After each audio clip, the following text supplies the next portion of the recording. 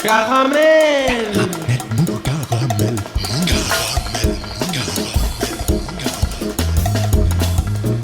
Caramel. Mou. Caramel. Caramel.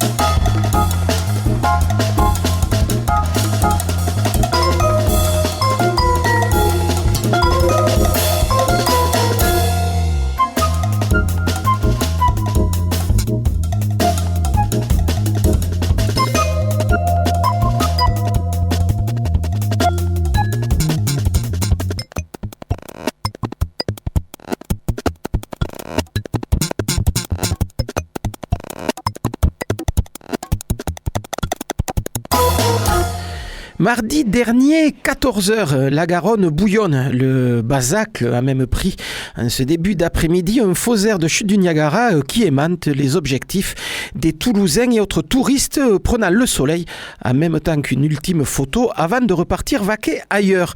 Mardi dernier, 14h15, place Saint-Cyprien.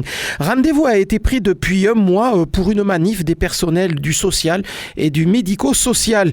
Ils doivent s'y retrouver pour répéter que décidément, le compte n'y est pas, que les conditions de travail se dégradent, que les payes ne sont pas à la hauteur ni du travail demandé, ni de l'engagement réalisé.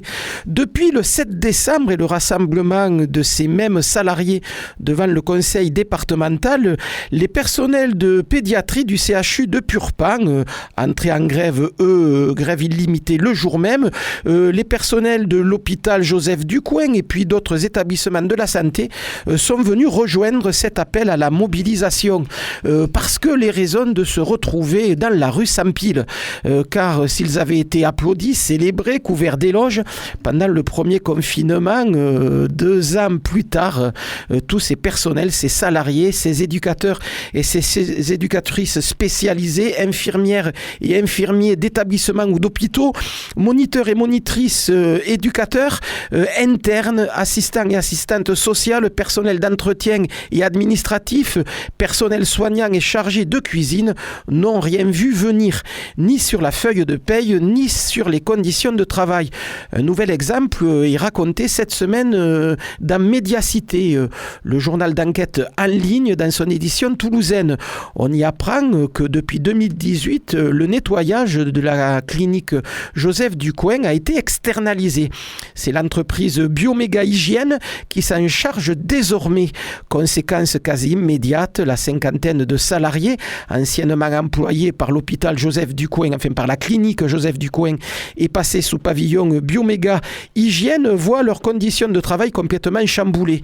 Les journées ne sont plus continues, le temps de pause n'est plus compté dans le temps de travail, interdiction de parler aux soignants leur est demandée, ça ralentit le travail et les premiers licenciements arrivent souvent pour des motifs futiles. Si pour la clinique Joseph Ducoing, il s'agissait, en sortant les agents de nettoyage de la masse salariale, de faire des économies, objectif rempli, moins de 180 000 € à la fin de l'année 2019, l'entreprise sous-traitante doit également sabrer dans la masse salariale pour pouvoir faire, elle, du profit. D'où une réduction continue des effectifs et son corollaire, la dégradation des conditions de travail et du service. Lorsqu'un hôpital ou une clinique change de sous-traitant, c'est souvent parce qu'il a trouvé une entreprise qui lui propose une prestation moins chère. Et comme dans ce secteur, le matériel coûte peu, pour effectuer des économies et être compétitif, on rogne sur la masse salariale, on réduit les effectifs, le nombre d'heures et on travaille à flux tendu.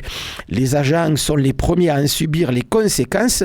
Analyse pour Médiacité, Frédéric Barnier, sociologue spécialiste des conditions de travail dans le secteur du nettoyage. Il s'est passé à peu près la même chose à la clinique de l'Union où début novembre 2021, les agents de nettoyage sont entrés en grève contre Samsic, leur employeur et sous-traitant de cette clinique, réclamant, eux, en vain une prime de panier, le paiement de leurs heures sup et également le paiement de la prime Covid qui n'est jamais venu. Mardi 14h30, place Saint-Cyprien. Cyprien. Le cortège se lance dans la rue de la République, direction les allées François Verdier. Ils sont combien 1000, 1500 personnes?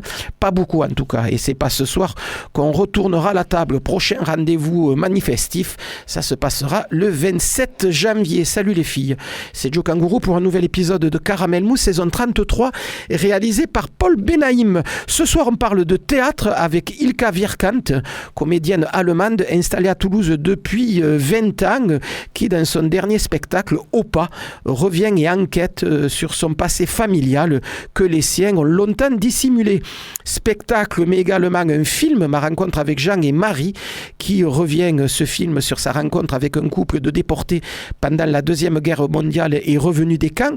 Ce spectacle et ce film qui seront présentés la semaine prochaine à Toulouse, le 22 janvier à l'espace Roguet pour le spectacle Opa et le 17 janvier, c'est-à-dire lundi qui vient, au cinéma l'ABC pour le film. Également avec nous ce soir dans notre petit studio Quichnet campusien, Axel AVT qui signe la chanson de fin de ce spectacle et on en parlera en fin d'entretien. Ce soir on parle également de musique avec Lily Stéphanie et Charlie Roitel du groupe Foulou, groupe qui s'apprête à sortir un nouveau clip que nous écouterons tout à l'heure et qui nous annoncera également quelques annulations de concerts, mais ça c'est dans l'air du temps. Début de Georges Assise oblige. Et puis en fin d'émission, retour dans ce studio de notre bon professeur Thibaut pour une nouvelle chronique de cinéphilie décalée, foutraque, érudite et pour tout dire essentielle. Et on commence tout de suite par la nouveauté de la semaine. Déjà entendu au sein d'une honnête volcanique XXL, dans également le trio féminin a cappella de polyphonie corse, Madame Michella. On pouvait aussi l'entendre dans un trio nettement plus intimiste au creux de là. La chanteuse Alice Bénard a publié ces jours-ci 2 vidéos montrant les premiers pas d'un nouveau trio qui la voit chanter aux côtés de Quentin Daniel, ukulélé et guitare, et de Ena Tullier, qui joue elle de nickelp harpa, une espèce d'instrument à cordes frottées d'origine suédoise, une espèce de vielle, mais pas à roue celle-là, avec archet.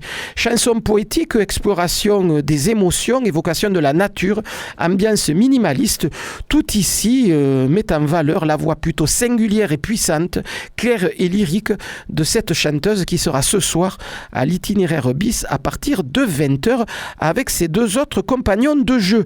Alice Bénard, le roi du silence, morceau à écouter pour le moment sur YouTube, c'est Caramel Mou et c'est à mieux. Il y avait du bruit, il y avait du bruit, il y avait du bruit, beaucoup de bruit pour rien. Les rires éclataient comme des ampoules trop chaudes et mon cœur se serrait. Les mots se bousculaient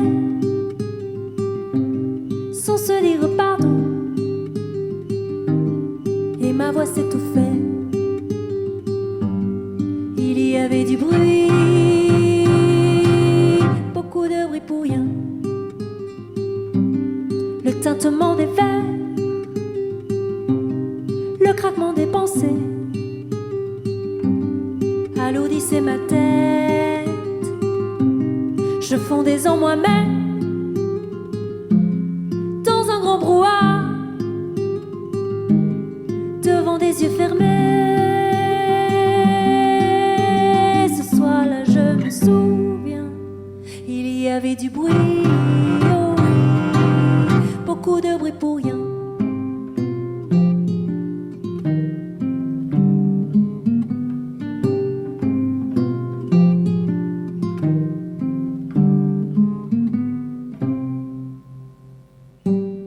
Décidé à quitter ce bruit, cette cohue, motus et bouche cousue. Enfin je me levais. Alors il eut lu, je me suis approchée et puis il a souri. D'un coup il dit tout.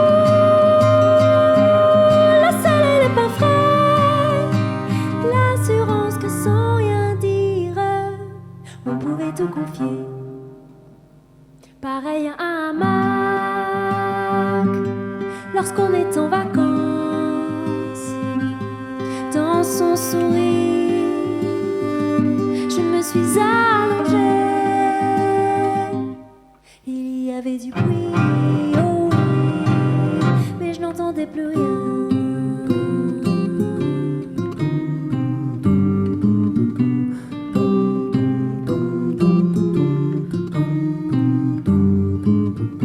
Et depuis chaque soir, dans ma tête se balance le sourire serein de ce roi du silence.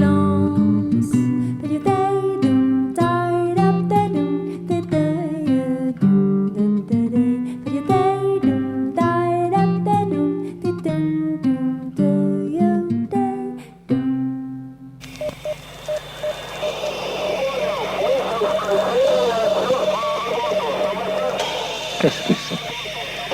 Caramel mou.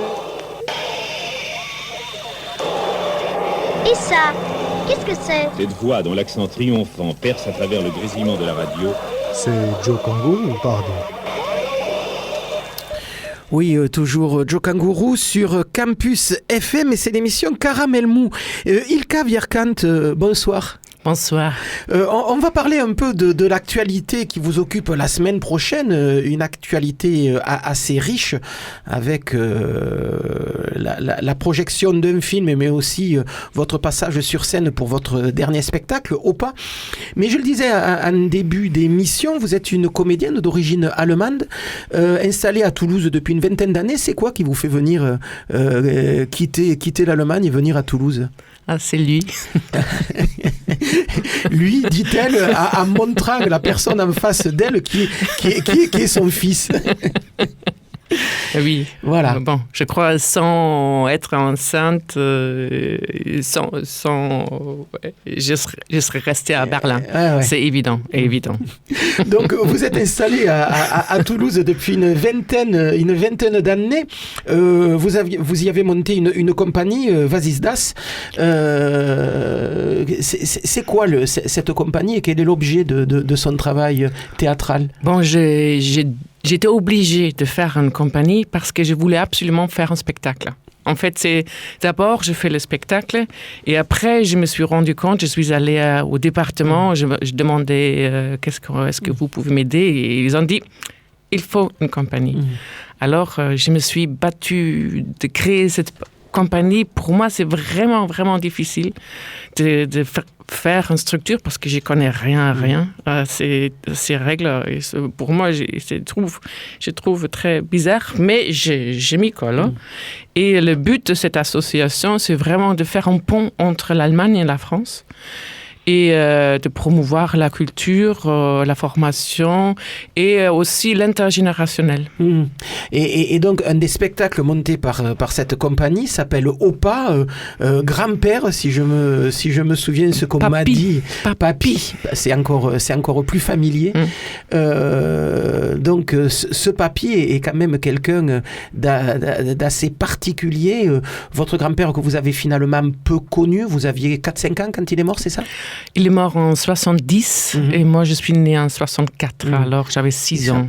Et qui fait l'objet et qui est le fil conducteur de ce spectacle où vous essayez de retrouver la mémoire de votre famille qui le concerne en particulier. Vous pouvez nous raconter un peu la genèse de ce spectacle Opa? En fait, le truc c'est que j'ai nommé ce spectacle Opa, mais en fait ça aurait dû être Jean. Parce que moi, j'ai baigné dans cette... Je savais dès que j'ai pu penser que mon grand-père était nazi, était dans les stalacs après la guerre, il était condamné à mort ou pas. On savait très peu, mais il y avait des rumeurs et qu'il était très, très, très, très fier d'être Reichsbahndirektor für die Ostgebiete, ça veut dire directeur de chemin de fer pour les territoires annexés par le Reich. Donc, le service qui planifiait les transports des déportés dans les pays de l'Est. Très bizarrement, je savais sans savoir. Je savais tout ça, mais j'ai jamais osé de m'imaginer où où ça allait. Malgré le fait que déjà enfant, je suis allée à 10 ans, la première fois on était à Dachau, j'étais pas prêt à recevoir. À 14 ans, j'ai fait un voyage pour les 30 ans de RDA et on est allé à Buchenwald. Et c'était très bizarre parce qu'il y avait encore le rideau de fer. Et alors, la guide qui nous a accueillis, tous les ados qui savaient rien, et ils nous insultaient parce qu'on est des héritiers du mal. Parce que nous, on n'a fait pas bien la dénazification. Vous êtes allemande de l'Est ou de l'Ouest? De l'Ouest, mais l'Ouest. Directement après la chute du mur. Ça veut dire déjà avant, je suis allée à Berlin. Ouais. D'où ces insultes des Allemands de l'Est par rapport aux Allemands de l'Ouest qui effectivement étaient accusés de ne pas avoir fait la dénazification pendant les années 50 et 60. Justement, vous faites partie de la deuxième génération des Allemands après la guerre. Comment au niveau de la jeunesse cette question-là était appréhendée? C'était des choses qui se discutaient lorsqu'on avait 14, 15, 16 ans dans les cours d'école, en classe, dans les familles? Alors, je crois que chaque famille était différente. Moi, j'avais toujours jalousé les enfants qui avaient des parents des 68 ans. Parce que j'ai trouvé qu'ils étaient beaucoup plus cool que les miens qui étaient un peu grises. Parce que mes parents, c'était encore la génération, il fallait travailler pour construire le pays et surtout pas penser. Et surtout pas demander. Malgré le fait que mon père, il voulait jamais être comme son père, il les haïssait. Tout. Mais comme il était tellement contre son père, il n'était pas capable de se libérer et de regarder ailleurs. Il était tellement contre que ça l'amenait vers. Et la deuxième génération a poussé les parents à parler ou les grands-parents à parler ou pas du tout? Moi, je sais qu'enfant, j'ai accepté le tabou. Alors, dans la famille, on ne parlait pas. Même si à la télévision, il y avait des documentaires, ma mère a éteint. C'était vraiment catégorique. On ne parle pas. Et même quand ma mère est morte, j'ai ouvert les cartons qu'elle avait encore gardés et c'est là que j'ai trouvé les photos de mon grand-père avec uniforme nazi, le photo de mariage avec uniforme, tout le monde hyper fier. Tout ça, c'était bien caché dans les cartons. Et là, on n'en parlait pas. Par contre, à l'école, on nous bombardait. Ça veut dire, moi, j'y vivais deux mondes complètement différents. On nous bombardait en disant, vous êtes responsable que ça n'arrive plus jamais de ce territoire. Et alors, fardeau énorme. Et en plus, sur une connaissance presque inexistante. Comment on réagit lorsqu'on ouvre ce carton et qu'on découvre des photos de son grand-père en uniforme nazi? Bon, comme je savais, c'est l'autre grand-père. Hein, c'est le père de ma mère qui était nazi aussi. Et comme je savais, ça m'a plus intriguée. Je me dis, d'accord, maintenant, j'ai les images au moins. Et il y avait une cousine qui a fait des études de politique et d'histoire, et elle m'a mis sur la trace de mon autre grand-père. Et du coup, en cherchant, parce que mes parents sont cousins, cousines. Du coup, ils avaient la même famille. Et ils se sont entraidés entre nazis et en plus entre familles. Alors tout. Et en cherchant sur mon grand-père paternel, j'ai trouvé sur mon grand-père maternel et j'ai demandé à ma grande-tante, mais alors dis-moi, tu sais qu'est-ce qu'il a fait? Et alors elle dit, je crois il a travaillé dans les camps. Et moi, jamais j'aurais imaginé ça. Et elle était là, sa fille était là, sa petite fille est là. Moi, j'étais là, je dis, on change de main. Et il me fallait 1 an pour revenir à Berlin, dire, pourquoi? Qu'est-ce que ça te fait? Pourquoi cette idée?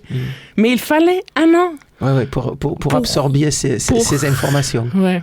Et l'origine de ce texte, l'origine de ce spectacle, Opa, qui vient finalement, vous l'avez écrit assez tardivement. C'est vraiment la rencontre avec Jean qui m'a fait... Non, on va parler de ce couple, Jean Veslík et sa femme Marie Veslík, qui sont des Polonais réfugiés en France juste avant la guerre, pour l'un, l'autre vivant déjà en France, et qui ont été déportés pendant la guerre et qui sont revenus des camps. Des Toulousains, on va simplement dire que Jean Veslík est mort la semaine dernière, vendredi dernier, et dont vous leur avez consacré aussi un film dont on parlera en deuxième partie de cet entretien. Deux mots, oui, sur Jean Veslík. Bon, déjà, le truc, c'est que j'avais fait une captation de son témoignage à l'école juive Ozra Torah en 2016. Alors, je savais à peu près ce qui s'est passé, mais savoir m'aide pas, me pousse pas. Et aux librairies Ombre Blanche, quand ils ont présenté les livres, Jean, il a raconté qu'il a dû mettre les rails. Et c'était là où je venais de savoir qu'est-ce qu'il avait fait mon grand-père. Et d'un coup, je voyais mon grand-père et Jean dans le même espace-temps et moi en lien avec les deux. Et c'était là où je pouvais éprouver, sentir, ouvrir mon cœur et pleurer, être complètement dans l'émotion et pas dans le savoir. Et c'est ça, cette rencontre avec Jean m'a poussé à en parler, parce que c'était plus possible de ne pas parler. Et donc c'est là que commence l'écriture d'Opa. Oui. D'abord, j'ai écrit D'abord, je fais une version musicale avec violon et clarinette, et j'ai pleuré tout le temps. Alors, je me suis dit, c'est pas possible. Et après, j'ai fait une petite performance avec une marionnette hybride que j'avais encore d'un autre spectacle. Et je me suis dit, ça marche. J'ai envoyé le petit vidéo à un ami qui m'a dit, ça sent trop d'une écriture d'une comédienne qui veut écrire son propre texte. Va te chercher un auteur. Alors, c'est Bernadette Pourquier qui m'a conseillé et on s'est mis ensemble et on a écrit. Et vous avez coécrit ce texte donc qui raconte un peu votre enquête, qui raconte un peu aussi vos impressions sur la découverte de ce secret qui n'en est finalement pas un, comme tous les secrets de famille, ils traînent dans l'air, on le sait sans savoir. C'est ce que l'on découvre sur scène avec une mise en scène et un dispositif assez particulier. Vous avez votre grand-père accroché dans le dos pendant tout le spectacle, qui est matérialisé par une marionnette. Et je me disais, est-ce que c'est pour vous une façon de dire qu'il y a vraiment intérêt à solder le passé avant de pouvoir continuer à avancer? Pour moi, c'est pas tout le spectacle, c'est les premières 10 minutes que je porte cette marionnette et je le porte pour montrer que lui, il est mort, mais il pense qu'il est vivant. Il est tellement dominant et moi, je suis vivant, mais je crois que je n'existe pas. Et de pouvoir... parce que dans le théâtre, c'est toujours autour d'une transformation, d'un conflit. Sinon, il n'y a pas de théâtre. Alors, j'en souffre de cette mannequin que je n'existe pas aussi. Et c'est une transformation de pouvoir me défaire de cette marionnette et de devenir d'abord femme. Et femme qui ne sait rien, qui est ignorant, qui malgré l'information des interviews de Marie vient, mais je suis incapable d'écouter. Jusqu'au je peux pas autrement, parce qu'il y a les interviews de Jean et Marie. Là, il y a une interview de Jean que j'écoute et d'un coup, je peux écouter et là, je me mets en enquête. Ça veut dire c'est aussi théâtre documentaire, c'est une enquête un peu à la fin pour bien sûr, et je crois pour se défaire, pour se libérer de cette histoire, il faut le regarder. Et parce qu'on ne peut pas se libérer si tu ne regardes pas, parce que ça, c'est une faux liberté. Et vous, le fait de le regarder, c'est aussi le raconter. C'est le raconter, mais pas... c'est une forme poétique aussi. Ça veut dire ça laisse beaucoup d'espace. Je peux pas dire c'est comme ça, c'est comme ça, c'est comme ça. Ouvrir des espaces et c'est pour ça, et trouver un langage qui n'est pas un à un. Écrire et jouer ce spectacle, c'est aussi une façon pour vous de vous décharger d'un poids? C'est de me mettre en quête plutôt, de me mettre en processus d'aller vers.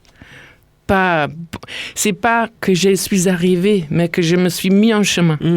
Parce que c'est vrai que vous le disiez tout à l'heure, votre génération en Allemagne a quand même un poids énorme.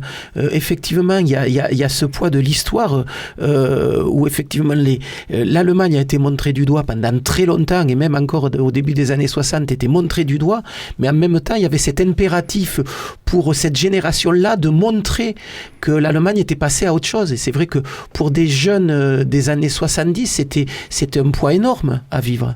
Moi, quand j'ai travaillé sur le spectacle, j'ai fait le contact avec des associations de petits-enfants de la guerre à Berlin. Et j'ai fait des stages avec eux. Parce que c'est maintenant où la génération, les dernières meurent, que on se libère aussi de cette tabou, de cette loyauté vers eux, et on peut voir quelle influence est-ce que ça a. Et c'est incroyable comment le silence, les tabous, l'interdit peut pas dominer, mais influer ta vie, et tu le sais pas. Et c'est seulement de savoir qu'est-ce qui fait que je bouge dans ou que je veux me ferme ou je me ferme pas, ou que j'ai ces conflits, de le regarder. Mais ça, c'est ces associations maintenant, et ils sont créés en étroite collaboration avec les camps de concentration. Ça, c'est génial parce qu'il y a des bourreaux et des victimes.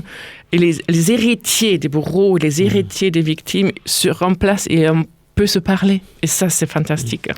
On se disait en préparant cette émission que c'est un peu ce qui risque de se passer en France avec la guerre d'Algérie, où il y a eu un blackout total pendant des décennies.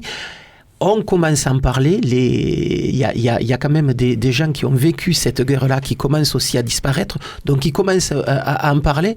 Et on se disait qu'il y a des choses qui allaient arriver aussi comme ça, avec la deuxième génération d'après cette guerre, qui sont aussi en droit de se poser des questions et de les poser, ces questions. Pour moi, c'est universel. C'est pas l'Allemagne. C'est l'Allemagne parce que c'est tellement horrible ce qui s'est passé à Auschwitz, que mais en même temps, quand tu regardes en Espagne, c'est pareil, hein? Les républicains et les franquistes qui vivent dans la même maison ensemble, et personne n'a le droit de lever les tapis. Et ça commence juste... Pourquoi il faut que tu regardes derrière? On va à l'avant, oublions. Et de la même façon en Espagne, c'est avec cette génération qui est là que justement le tapis commence à se soulever, avec les histoires des charniers en Espagne, avec l'histoire du mausolée de Franco il y a quelques années. Et c'est vrai qu'on recommence à en parler. Faut aller voir le dernier Almodovar qui se fait énormément l'écho de ce problème-là en Espagne. Mais comme vous le dites, c'est assez universel, puisque, faut le dire aussi, la guerre est sans doute l'activité humaine la plus universelle. Pour moi, j'ai pensé aussi en Argentine, las abuelas, la Plaza de Mayo, mais c'est pas seulement politique, c'est aussi personnel. Les familles qui font un tabou extrême sur la pédophilie, sur l'inceste, sur quelqu'un qui est en prison dans la famille, on n'en parle pas. Et tant qu'on ne parle pas, ça pèse. Et ça veut dire, moi je prends cette histoire qui est mon histoire, mais je crois que dans chaque famille, il y a des petites... secrets, ou des poussières sous le tapis là aussi. Et peut-être ça donne des processus bon, pour moi, ce spectacle, c'est vraiment aussi un spectacle autour de la transmission entre générations et qu'est-ce qui se passe dans la famille. Et cette possibilité que les générations, de donner, d'alléger le fardeau pour les générations à venir et pour que on puisse avancer. On peut avancer, parce que c'est important. Hein, oui. Donc, au pas, ce spectacle, on le voit samedi prochain, ça sera le 22 janvier à l'espace Roguet. On peut voir aussi également en début de semaine au cinéma l'ABC votre film donc qui est consacré à ce couple, Jean Verslick et sa femme Marie Verslick, donc ancienne déportée. Quel était le but aussi de filmer cette rencontre? Le but du film, c'était d'abord pour le spectacle. Parce qu'au début, je n'avais pas pensé de les mettre dans le spectacle. Après, quand j'étais à Berlin avec cette association des petits enfants de la guerre, c'était évident que je ne peux pas faire juste grand-père et moi.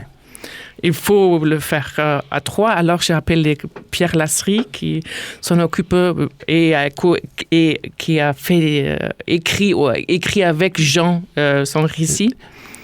Oui, donc un récit de ses souvenirs de Cannes. Oui, et alors, j'avais très très peur de l'appeler parce que je me suis dit, il va... parce que c'est pas anodin, étant petite fille de nazi, de demander à un rescapé d'Auschwitz de me rencontrer. Mais Pierre Lasserie était très, très ouvert. Il a dit oui, on va l'organiser quand tu reviens de Berlin. On le fait. Alors, on a fait la captation avec Francis Fourcou. Et ça durait 1h30, 2 heures. Et alors, d'abord, je voulais juste interviewer Jean. Et Marie était là. Alors, pourquoi pas? Alors, c'est Marie. Et après, Marie vient me dire « Mais je vais t'interviewer, toi !» Alors, il y avait vraiment cette ouverture et comme il y avait cet matériel, on voulait faire un film. Et Francis a dit, moi, je vais faire des interviews avec toi. Et comme ça, et après, c'était dans les tiroirs. Je savais pas comment faire. Je savais, il faut les tisser, mais comment, je savais pas. Et c'est vraiment récemment, c'est venu en fait avec le travail, avec le spectacle que ça s'est fait son chemin aussi. Film. Et c'est pour ça aussi que le film est montré avant le spectacle de manière à ce qu'on puisse s'imprégner du premier pour comprendre le deuxième. C'est un spectacle donc là qui a été montré une première fois à la fin de l'automne dernier, qui est repris cette fin janvier. C'est un spectacle que vous voulez faire perdurer parce qu'il a une valeur aussi pédagogique, entre parenthèses? Pour moi, c'est important de le faire dans les écoles, c'est évident, mais aussi je veux voyager avec. Je veux aller en Allemagne, et je veux aller en Israël et je voudrais aller en Argentine. Ça, c'est les lieux où je voudrais aller pour aussi me confronter et pour ne pas les laisser, pour me provoquer aussi avec ce spectacle, de dire je peux avancer avec et enrichir aussi. Donc ce spectacle qui se termine par un rap qui a été écrit par votre fils qui est juste en face de vous dans ce studio. Bonsoir Axel. Bonsoir. Comment avez-vous vécu la recherche de votre mère qui a dû quand même l'occuper pendant un petit moment? Est-ce que c'est des choses qui revenaient dans la famille? Est-ce que c'était l'objet des discussions pendant le repas du soir? Honnêtement, ça fait... depuis toujours, j'ai l'impression que ma mère, elle me parle de ça très ouvertement, toujours, depuis que je sais parler, quoi. Du coup, je me rappelle, quand j'étais à l'école, tout petit, il y avait des trucs sur la Deuxième Guerre mondiale. Moi, je disais, mon grand-père, il a fait ça et ça. Et pour moi, il n'y avait aucun problème avec ça, en fait. Je pense que aussi, comme je baigne là-dedans, et pour moi, aussi, comme j'ai la distance... Du coup, j'ai une vision totalement différente. Pour ma mère, c'est beaucoup plus pesant et pour moi, c'était normal, quoi. Plus comme j'ai pas connu, du coup... Et pas connu non plus cette partie de la famille, pour le coup. Si, si, du coup, enfin, c'est le père de mon grand-père. J'ai connu mon grand-père, oui, mais pas votre arrière-grand-père. Voilà, c'est ça que je veux dire. Donc cette chanson-là, elle finit le spectacle. Qu'est-ce que vous vouliez dire dans ce rap, dans cette chanson qui s'appelle Pense aux fleurs? Oui, bah c'est une commande, hein. C'est ça. C'est pas ce que moi je voulais dire. C'est à la base, c'est censé dans le spectacle représenter le passage à la nouvelle génération justement. Et donc on m'a donné un texte écrit par Bernadette et moi j'ai pris à chaque fois la première phrase quand j'ai fait le morceau et puis j'ai écrit autour. Parce que moi j'aime bien toujours quand je fais de la musique faire des choses un peu abstraites. Dire des phrases comme ça, c'est pas toujours cohérent. Et j'aime bien cette incohérence dans le texte, comme si on était dans ma tête, quoi. Il y a une phrase, et tac, ça part, et puis ça part dans autre chose. Puis en plus, là, ça fait français-allemand. Et du coup, on a vraiment ce patchwork d'émotions, de phrases un peu incohérentes à la base, qui peuvent paraître incohérentes, mais ça donne une image, quoi. Avec cette idée Pense aux fleurs, maintenant, t'as autre chose à faire, t'as soldé le passé, regarde à côté. C'était une phrase de Jean, en fait, qui dit je veux que les gens... Ah non, c'est quand il dit... Quand les pensées mauvaises me viennent, moi je fais autre chose, je pense aux fleurs. Et donc c'était cette phrase qui était déjà dans le texte de Bernadette et que moi du coup j'ai repris et j'ai écrit autour de cette phrase. Qu'est-ce qu'elle en pense, Ilka Vierkant, de la production d'Axel? Moi je suis éblouie. Je dois avouer que je l'avais déjà embauchée avant. Parce que la petite fille, quand elle est encore dans le sac à dos de grand-père, elle parle enfant. Et au début, j'ai fait l'enregistrement avec des enfants, des amis, et ça n'a pas marché parce qu'ils n'ont jamais dit ce que je voulais qu'ils disent. Et je dis à Axel, est-ce que tu peux pas... Je dis le texte et tu le modifies. Et alors, il a dit, oui, je peux. Et alors, je l'ai embauché pour plein de trucs déjà avant. Et c'était évident que moi, j'avais l'idée, comme c'est l'idée de génération en génération, qu'à la fin, moi, je m'en vais et c'est lui qui l'a. Au début, je n'avais même pas pensé que les petits-enfants qui ne sont pas encore nés, me parlent à moi, grand-mère. Dire mais qu'est-ce que t'as pas fait, pourquoi t'as pas fait ça, et parce que ça continue, eux ils vont me reprocher autre chose. Et alors je suis très contente aussi qu'il a pu incorporer les voix de Jean et Marie, parce que c'est ça. Moi j'avais et avec moi aussi Ulrich Funke qui est le regard extérieur, mettre en valeur Jean et Marie. Vraiment ça c'était le plus grand enjeu pour moi de ne pas les trahir. Et quand ils ont vu le spectacle, j'étais très contente qu'ils ont approuvé. Voilà, donc un spectacle Opa, Papy, Opa que l'on peut voir samedi prochain, 22 janvier, à l'espace Roguet. Et puis juste avant, c'est ce lundi, à partir de 18h30, le film qui est consacré à Jean et à Marie Veslik par Ilka Vierkant. Donc ce film à partir... Et Francis Fourcou. Et à partir de 18h30 à l'ABC. Merci d'être venu nous parler de ces deux moments dans ce studio, et on se quitte avec ce morceau d'Axel AVP, donc Pense aux fleurs, qui clôture ce spectacle Opa. Merci d'être venu dans ce studio. Avec plaisir. Merci. Moi, j'ai lu toute ma vie, jusqu'à aujourd'hui, quand une mauvaise pensée, quand je dis bien mauvaise pensée, vous comprenez ce que je veux dire, mais vient dans la tête, je pense à autre chose, je pense aux fleurs.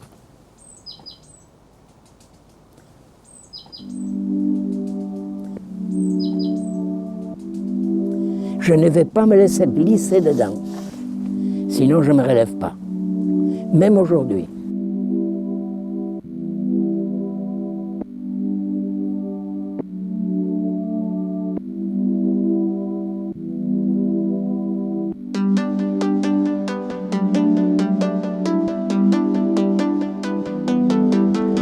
Qu'est-ce que nous chante la Monica? La perversité, ça s'hérite pas. À mon avis, c'est à toi de faire tes choix.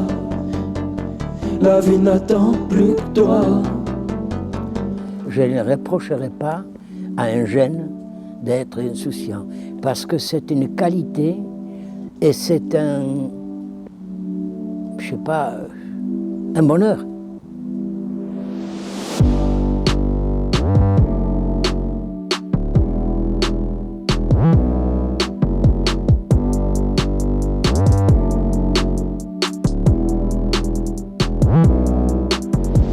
Les jeunes devraient regarder ailleurs, comme il vous a dit. Ils ne doivent pas porter le poids de ce qu'ont fait leur famille.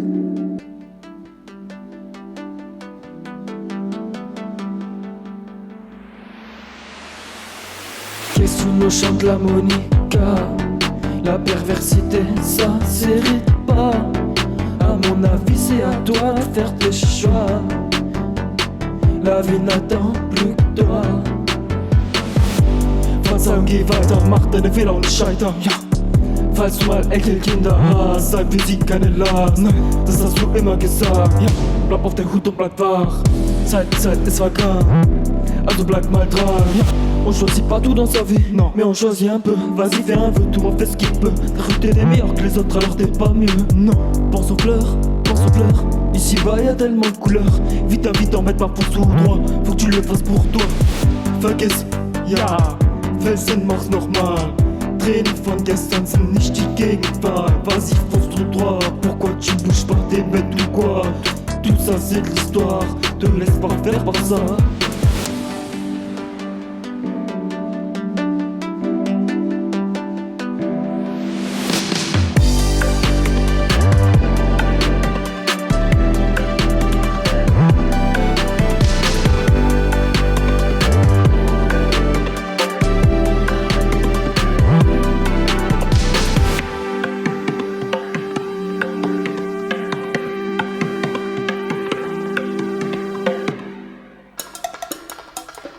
Vous croyez qu'en radio, ça va marcher, ça? Je crois à ce qui est dans le vent. Et vous n'avez pas du tout l'esprit station. Oui, c'est bien d'être un auteur branché, destroy, mais il y a des limites. Caramel.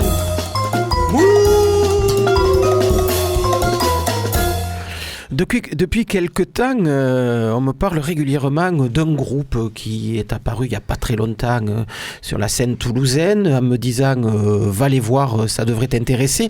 Du coup, j'y suis allé, c'était à l'automne dernier, ça se passait à Maison Blanche, une formation qui, j'allais dire, mélange esprit jazz, mais aussi musique qui ont à voir quand même avec certaines musiques de l'Ouest africain.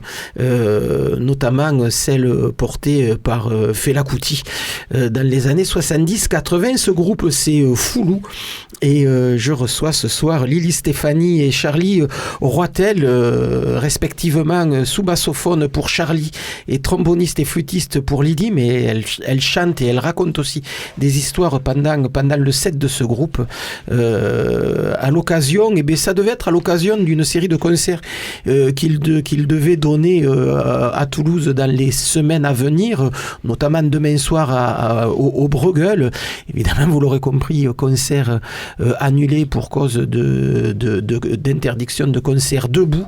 N'empêche qu'ils ont un peu d'actualité, et puis il y a des morceaux que l'on peut aller découvrir sur YouTube. Bonsoir. Deux mots peut-être avant de parler un peu de votre musique. Comment vivez-vous un peu cette période-là où tout s'annule en ce moment? Et pour la troisième fois, j'allais dire. Alors bonsoir. Charlie, oui. Oui, Charlie, du coup. Pour ma part, c'est évidemment une déception quand même de ne pas pouvoir monter sur la scène et jouer notre spectacle devant le public.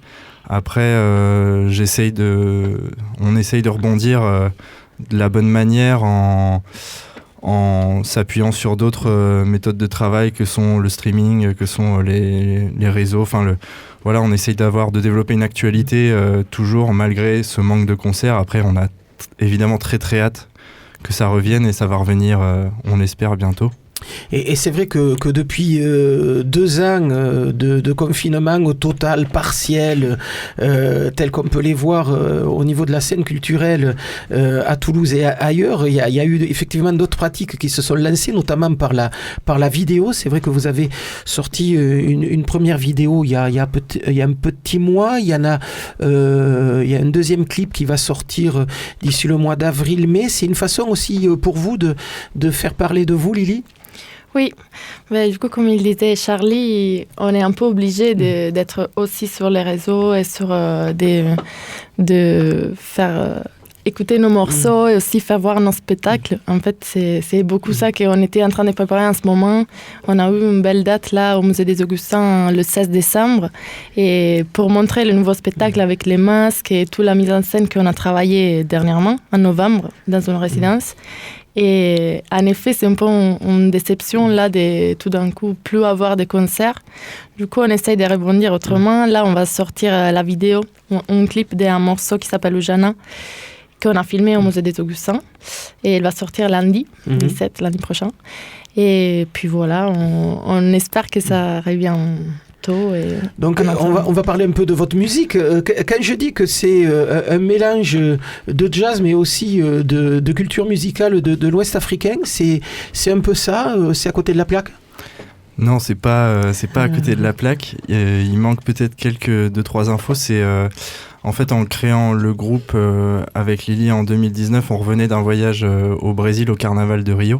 On avait vu là-bas des batucadas, des fanfares, des blocos se balader dans la rue, beaucoup de cuivre, et on est revenu avec ça en France en se disant qu'on allait monter aussi une formation comme ça, en y ajoutant donc un grain qui est celui de l'électro. Et c'est pour ça qu'on définit notre style comme celui d'électro-brass. On ajoute l'adjectif luxuriant pour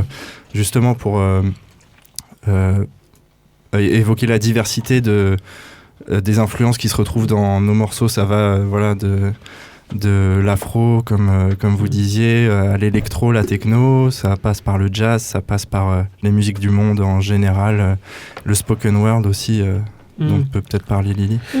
Puisque le set de Foulou est entrecoupé de moments où effectivement il y a des textes qui sont dits, qui racontent quoi, puisque la plupart du temps ils sont en italien, ce qu'on aura peut-être deviné, ce que l'auditeur attentif aura deviné de l'autre côté de son poste lorsqu'on vous a écouté tout à l'heure.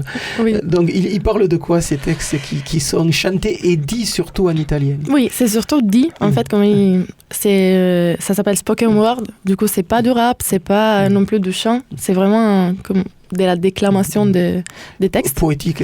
Ouais. Et ça parle de plein de choses. En fait, ça parle, ce qu'on entend sur Mchanga, par exemple, sur le morceau qu'on a enregistré, ça parle du rôle de la femme dans la société et dans la ville, dans plusieurs aspects de la société. Et c'est sur ça aussi qu'on va faire un clip en image animée qui va sortir plus tard. Mais du coup, ça parle un peu de cette position de la femme qui peut être très solitaire et très marginale. Et puis de l'évolution et de se rendre compte de comment on s'est réunis dans la lutte et dans comment on s'est fait force dans l'entraide avec des autres et comment ça peut aussi changer, comment déjà on est en train d'essayer de changer en disant des textes aussi, en disant, enfin, chacun en apportant son grain à cette lutte. Et ça, du coup, c'est par exemple le texte d'Mchanga. Après, moi, ça fait longtemps que j'écris. Et là, j'essaie d'écrire un peu plus en français aussi, mais c'est souvent des textes qui sont très imagés.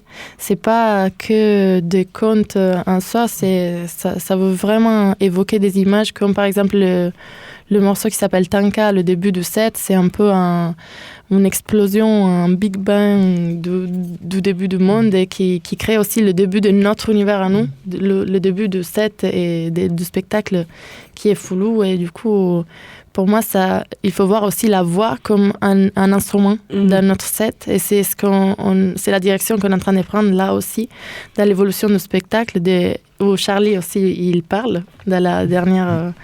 et en français, et où on essaye aussi de travailler avec la texture de la voix aussi, et pas que avec le sens.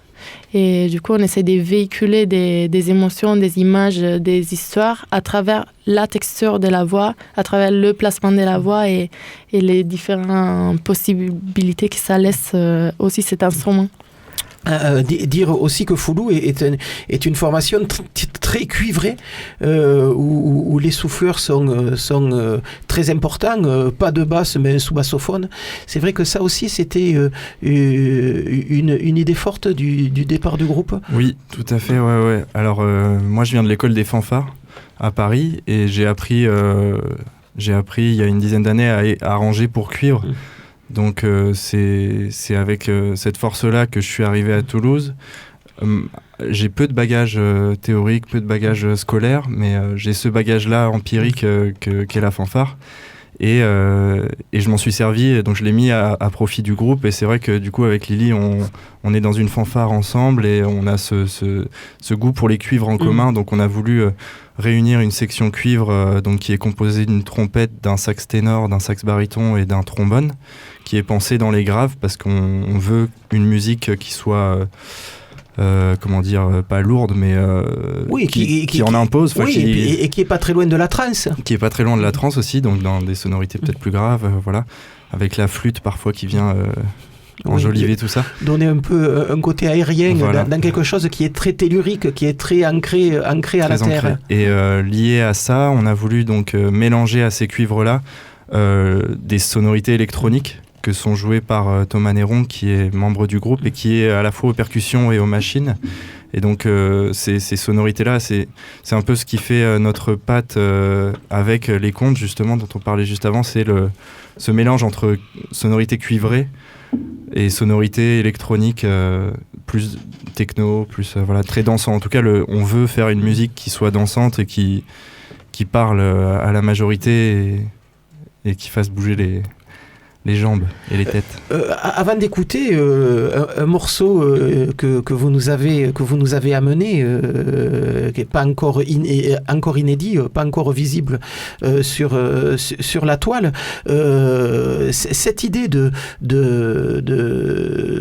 fanfare, est-ce que c'est aussi une façon de vraiment de faire un groupe uni, de faire à certains moments, je me disais, c'est une machine de combat, ce groupe-là, qui avance, imperturbable. Et c'est vrai qu'il y a ce côté-là lorsqu'on vous voit sur scène. Ah oui, moi je trouve le travail de la section, ça amène beaucoup ça. Et c'est ce qui est hyper intéressant là-dedans aussi. C'est ce qu'on disait, on a vu ça dans des dimensions beaucoup plus larges. Quand on était au Brésil, au Carnaval de Rio, il y avait 60 cuivres, 100 percussionnistes, c'était vraiment énorme. Et déjà, ça donnait cet effet-là des machines et tout le monde qui joue ensemble. Et ça, c'est une entité, en fait. Ça devient un corps en soi-même. Et du coup, là, ça fait que humainement, ça mène ça aussi. Ça mène beaucoup d'unité et des liens, en fait. Parce que l'idée, et le travail qu'on met en place, c'est vraiment d'être ensemble. Et je trouve ça intéressant aussi de pouvoir...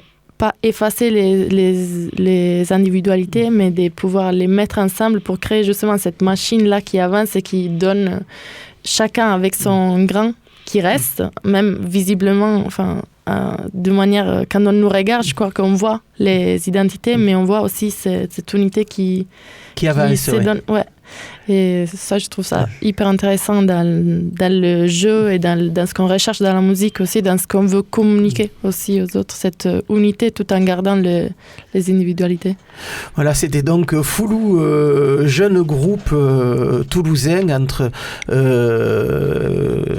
esprit brésilien, jazz et afrobeat. Donc ils devaient être demain soir au Bruegel, c'est pas la peine d'y aller, ils n'y seront pas. Lorsqu'ils auront des concerts à nous proposer, on s'en fera l'écho dans cette émission. En attendant, on va écouter un premier morceau de Foulou, on terminera l'émission tout à l'heure avec un deuxième, c'est Mchanga, donc ce morceau que vous nous avez gentiment amené, qui n'est pas encore disponible sur la toile, mais vous l'écoutez tout de suite. Merci en tout cas d'être passé par ce studio. Merci.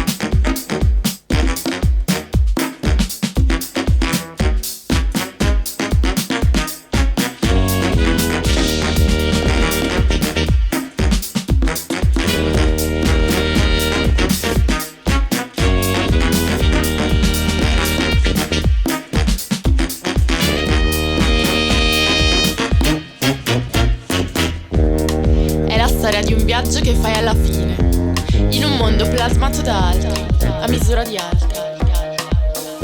È una storia di storie non dette, taciute dalla dominazione di chi detta tuttora i confini, anche i tuoi.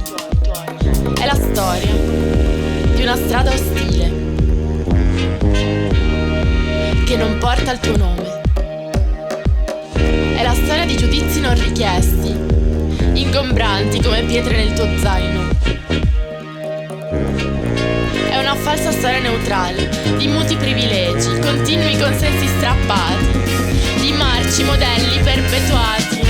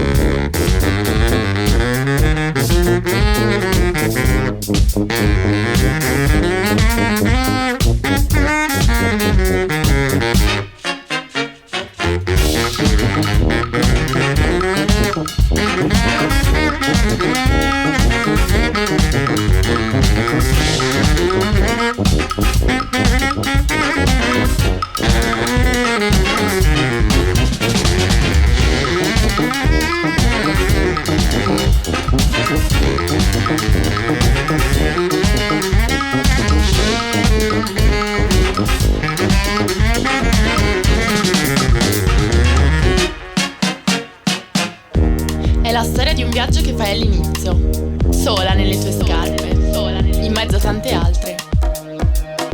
È la storia dei segni che porti sulla pelle, pure sotto, di quelli che cancelli e dei fieri trofei. È la storia di ogni giorno in cui hai smesso di tacere. È la storia di quando il corpo è fortuna, della danza liberante delle anime.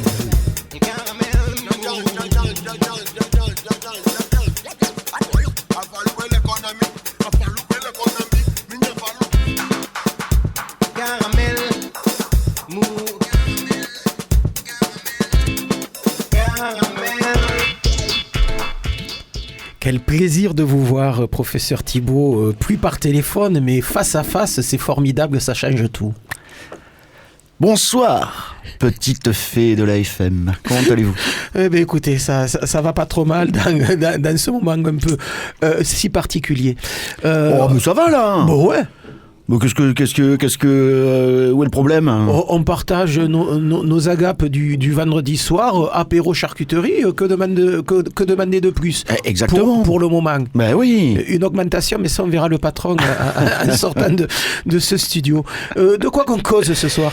De quoi qu'on cause ? Vous avez vu, j'ai pris des notes, mais je sais même pas si je vais m'en servir. Ah ouais, je sais pas, non, ça me réussit pas en fait. Vous êtes un escroc. Non, je suis pas du tout un escroc, Non, la dernière fois, je vous ai parlé de films de kung-fu. Oui, et du cinéma hongkongais avec une digression absolument lumineuse et brillante. On a terminé sur les problèmes du cinéma hongkongais à l'heure actuelle, oui, avec le rattachement de la Chine. C'est pas évident. C'est pas évident. On change de crèmerie complètement. On retourne dans les glorieuses années 80.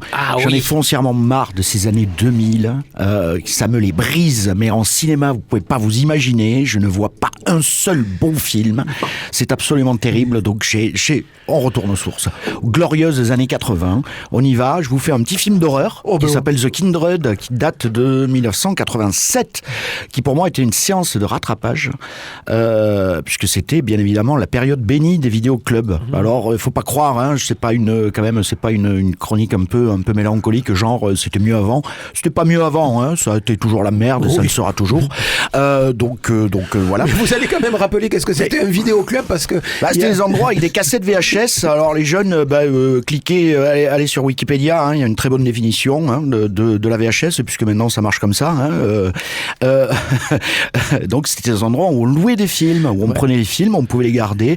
Alors une soirée, des fois 2, mais il fallait payer le retard. Donc en général, on le gardait qu'une soirée. Et on trouvait, en fait, si vous voulez, ce qu'il y a eu de génial dans cette époque des vidéoclubs, c'est que ça a ouvert, en fait, si vous voulez, la cinéphilie. C'est-à-dire que la cinéphilie était quelque chose de très, très, très élitiste jusqu'à ce qu'il y ait les vidéoclubs qui arrivent. C'était... alors, si vous étiez à Paris, vous aviez de la chance, mais si vous viviez en province, vous aviez un petit peu moins de chance. Et alors, si vous viviez à Castelnau-Picampo, population 32, alors là, on peut dire que c'était absolument la catastrophe pour vous, avec à peine 3 chaînes de télévision.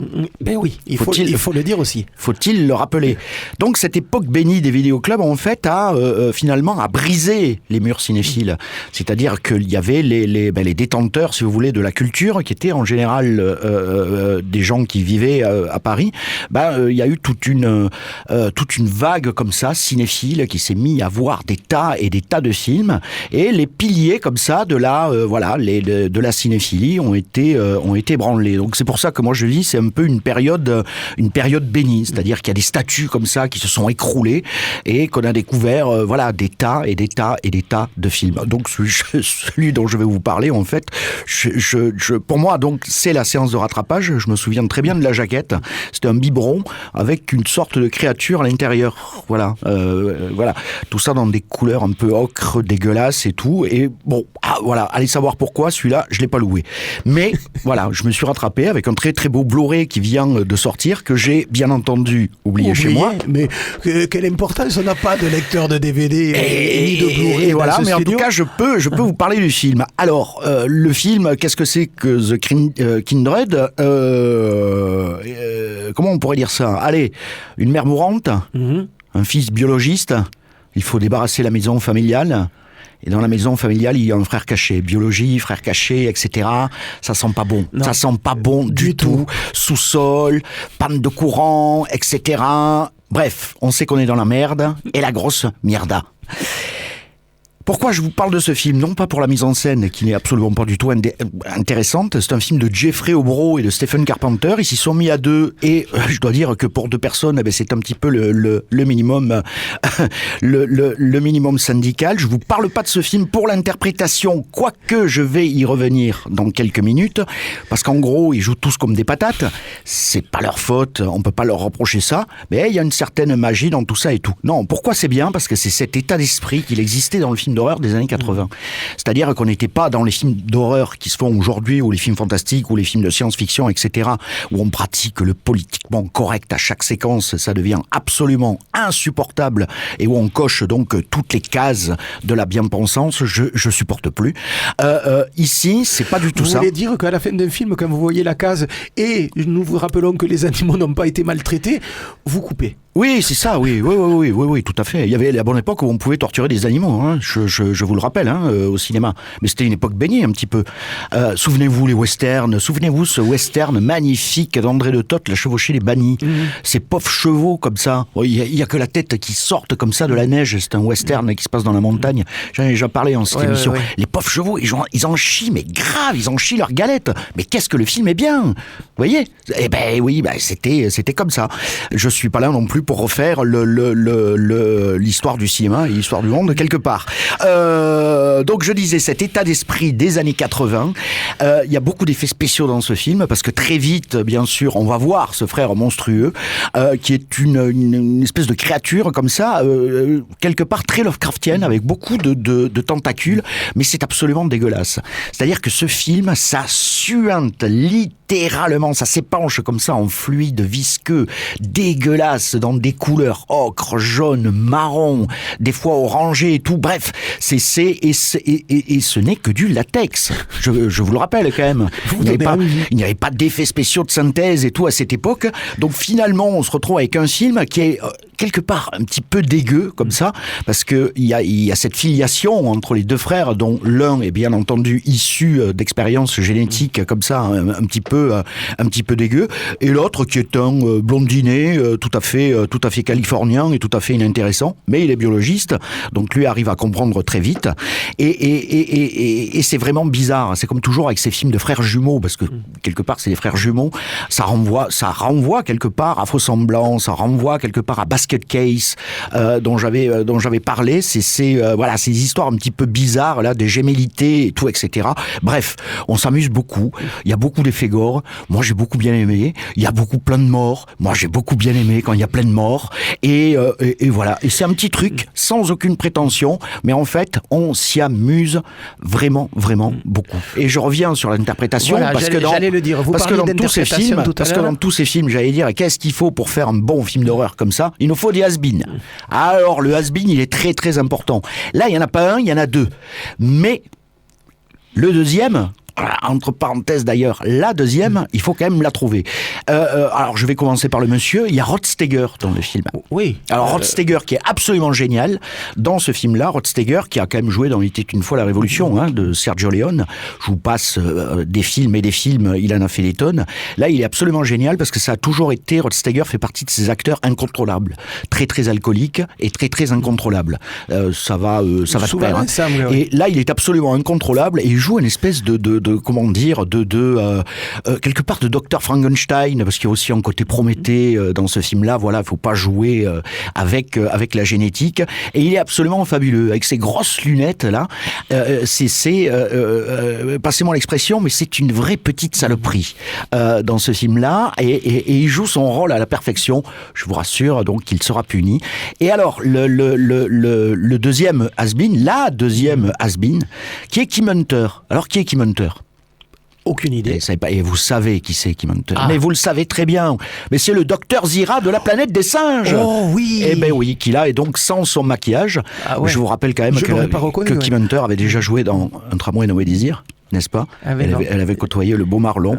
Et ils sont là tous les deux et ils sont absolument adorables. Donc Kim Hunter, donc qui joue la mère, voilà, un petit peu mourante, donc qui va prévenir donc son fils qu'il a eu un frère qu'il n'a pas connu et que c'est pas beau à voir. Que ce frère est dans la cave et que là ça sent pas bon. Et voilà, j'en ai fini. C'était The Kindred de Jeffrey Obro et de Stephen Carpenter. Eh bien, merci beaucoup, professeur Thibault. Et il n'y a pas de quoi, c'est gratuit, vous savez, je distribue comme ça. Et vous avez la semaine pour nous en trouver un autre, Fred Thibault, que... Vous voulez un film où on torture des animaux la prochaine fois? Ouais, mais alors là, le standard va sauter. Je pourrais même vous trouver, allez, je vais me lancer un petit défi, je vais trouver un film misogyne où on torture des animaux. Formidable. Ça, alors là, politiquement correct, c'est pas mal. Hein, c'est pas mal ça. Ouais, allez. Alors, j'ai entendu les enfants. Je pense que misogyne, c'est encore pire maintenant. Je pense que la torture d'enfants, en fait, passe beaucoup mieux que la misogynie. Donc, je vous fais ça, promis? Allez, je vous le trouve pour la semaine prochaine. Bon, d'ici là, Fred Thibault, vous pouvez le retrouver tous les lundis, enfin un lundi sur deux, aux alentours de 17h30, dans une émission coproduite avec la Cinémathèque et Campus FM. Ça s'appelle Perforation, et on y parle régulièrement de films et notamment de la programmation de la Cinémathèque. C'est ça. Hein. C'est ça. Et puis on a quelquefois des invités extérieurs. On va recevoir un exploitant de salle là. Voilà, pour qu'il nous parle un petit peu de son métier, de savoir comment ça se passe un petit peu. Comment on programme des films, comment on gère une salle mono-écran, comment tout ça se fait, parce que je vous garantis que là aussi c'est un sacré merdier. Bon voilà, donc ça se passe sur Campus FM à 17h30, un lundi sur deux.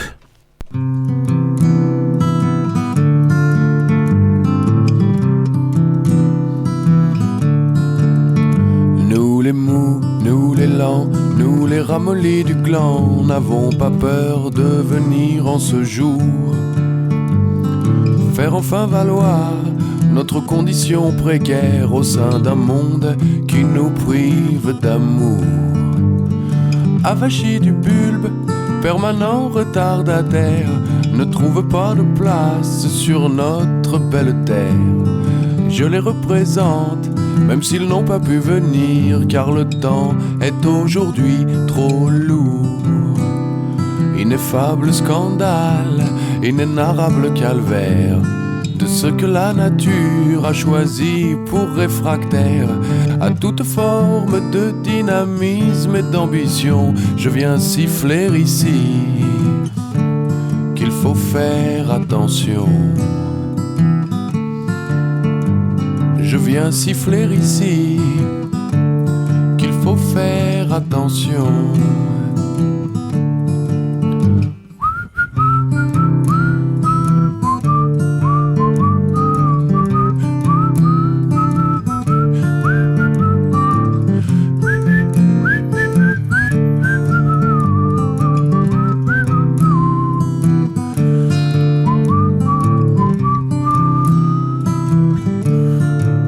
Car nous les mous, nous les lents, nous les ramollis du gland, n'aurons pas peur de venir un beau jour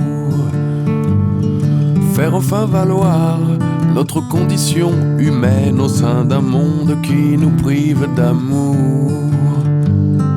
Avachis du bulbe, permanents retardataires, trouveront bien leur place sur notre belle terre. Je sais, je suis tout seul, mais je compte bien revenir un jour où le temps sera moins lourd. Je sais, je suis tout seul, mais je compte bien revenir un jour où le temps sera moins lourd. Voilà, on vient d'écouter Alexis HK. Alexis HK qui, depuis le début de la semaine, est au Bijou. Il y présente ses nouvelles chansons en prévision d'un album qui ne devrait pas tarder à sortir. Nouvelles chansons qu'il présente seul, avec sa guitare ou quelquefois même en duo. Dernière ce soir pour Alexis HK au Bijou. À partir de 21h30, vous l'aurez compris, on finit cette émission avec la petite rubrique concert. Je dis petite parce que pour la première fois depuis le début septembre, mais cette fois il n'y a pas grand chose à se mettre sous la dent. Donc ce concert au Bijou d'Alexis HK à 21h30, au taquin suite et fin ce soir et demain soir de la semaine du jazz, Jazz Week comme on dit sur l'affiche, montée à l'initiative du batteur Christian Tonton Salut et du contrebassiste Julien Dutu, avec ce soir à partir de 21h Christian Brun et Olivier Rano, et puis demain soir Baptiste Herbin et Renaud Jansan, saxophoniste et trompettiste. Pour ces deux concerts, la section invitante, le trio formé par Tonton Salut à la batterie, Julien Dutu à la contrebasse et Laurent Fickelson au piano, invite donc deux musiciens par soirée. N'oubliez pas qu'au taquin en ce moment la jauge est réduite. Concert assis, vous aurez tout intérêt à réserver ou à vérifier s'il reste des places avant de faire le chemin pour aller au taquin. À l'itinéraire bis ce soir, chanson avec le trio d'Alice Bénard qu'on a écouté en début d'émission, début du concert à 20h. Ce soir également première des jazz clubs qui vont être de mise un vendredi sur deux au Chorus à l'initiative de Philippe Léauger. Chorus, une salle qui est au carrefour de la Croix de Pierre, pas très loin du Stadium. Donc ce soir, première avec un trio, le trio Léo Co, qui sera centré autour d'un répertoire très Claude Nougaro. Donc ce soir au Chorus à partir de 20h30. À la CAFPO, fin de la semaine, la poésie c'est le pied. C'est pas moi qui le dis, mais c'était la CAFPO qui le proclamait pendant toute la semaine, avec au programme ce soir et demain soir lecture concert avec Patrick Dubost, Heptane Fraction, Perrine Lequérec, Nicolas Verge. Ce soir et demain soir à partir de 21h. Ce soir à la Candela, vous pouvez également retrouver les frères Karavanov, un duo de guitaristes très centré sur la tradition du swing manouche, mais qui revisite également d'autres traditions musicales européennes ou sud-américaines. On y retrouve du fado, de la polka ou de la bossa. Voilà, c'est là-dessus que Caramel Mou va se terminer ce soir.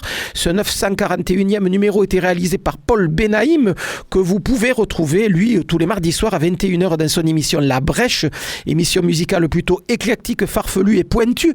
Et ce soir et mardi soir, Paul, on parle de quoi dans La Brèche ? Hello, vous m'entendez? Oui. Bon, vu qu'on peut pas trop sortir, vous pouvez me retrouver mardi 21h pour une sélection hip-hop années 90-2000, pour changer, parce qu'il y a eu beaucoup de funk, de soul. Là, ce mardi, c'est hip-hop. Eh bien, très bien. On hip-hopera tranquillement à la maison. Nous, on se retrouve la semaine prochaine, même heure, même adresse, avec l'équipe du Festival des Tours de Chant et la chanteuse Amandine Bontemps. D'ici là, portez-vous bien.